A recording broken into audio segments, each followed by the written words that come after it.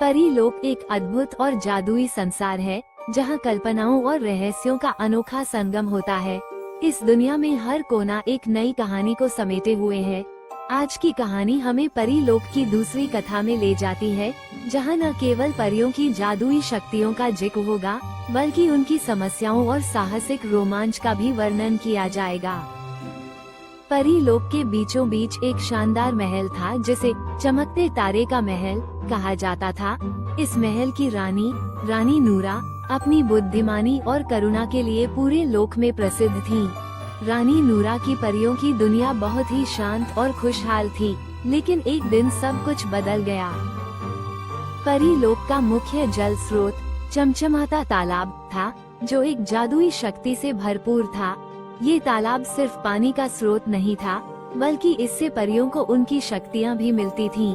एक सुबह परियों ने देखा कि तालाब का पानी अचानक सूखने लगा है। ये खबर पूरे लोक में फैल गई और सभी परियों में चिंता का माहौल छा गया।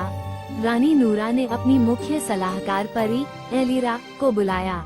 एलिरा ने सुझाव दिया कि यह समस्या सामान्य नहीं है और इसकी जांच करनी होगी।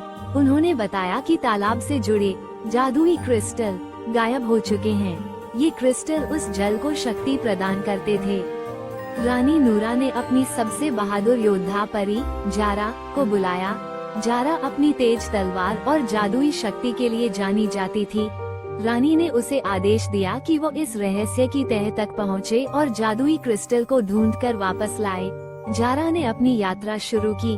वह अपने साथ एक जादुई नक्शा और उड़ने वाली फीनिक्स पक्षी फ्लोरा को लेकर निकली। नक्शे में संकेत था कि उसे काले बादलों की घाटी तक जाना होगा। ये घाटी परीलोक की सबसे खतरनाक जगहों में से एक मानी जाती थी। घाटी में पहुंचने के बाद जारा ने देखा कि वहां हर तरफ घना अंधेरा फैला हुआ है। वहां के पेड़ पौधे भी अजीब और डरावने थे। अचानक जारा पर कुछ रहस्यमय छायाएं हमला करने लगी। ये छायाएं अंधकार के रक्षक थीं, जो घाटी की रक्षा करती थीं। जारा ने अपनी जादुई तलवार से इन छायाओं का सामना किया और उन्हें हराकर घाटी के भीतर प्रवेश किया। घाटी के अंदर जारा को एक प्राचीन गुफा मिली।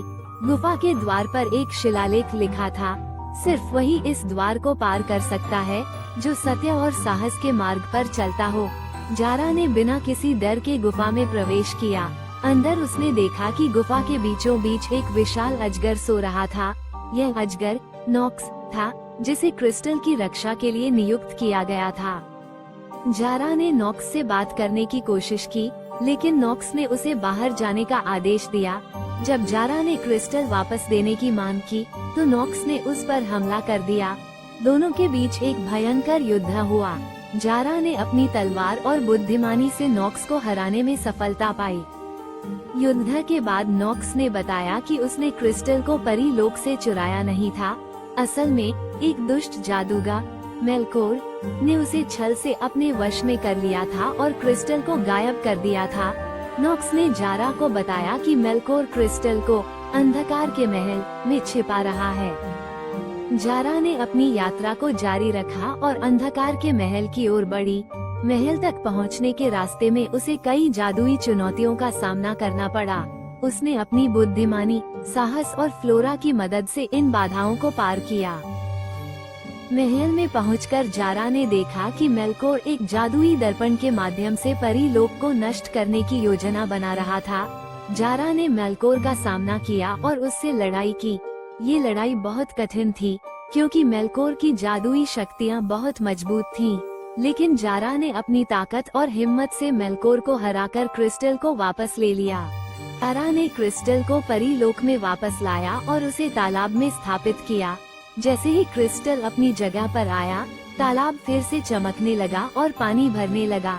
परियों की शक्तियाँ लौट आईं और परीलोक में खुशियाँ छा गईं। रानी नूरा ने जारा को उसकी बहादुरी के लिए सम्मानित किया और कहा, हमें हमेशा याद रखना चाहिए कि साहस और सच्चाई से बड़ी कोई शक्ति नहीं होती।